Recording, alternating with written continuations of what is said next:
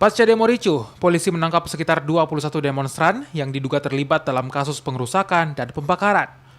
Mereka menjalani pemeriksaan di Mapolrestabes Makassar. Selain mahasiswa, dari 21 yang diperiksa, juga terdapat warga dan pelajar. Polisi pun mendalami keterlibatan mereka.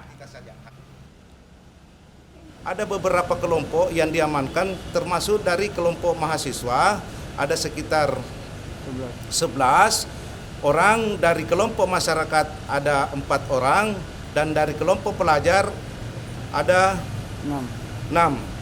Kesemuanya sudah diamankan di Polrestabes Makassar. Kita tinggal dalami saja untuk yang diamankan ini, karena sampai sekarang giat pemeriksaan masih tetap didalami. Kemudian terkait dengan adanya pembakaran.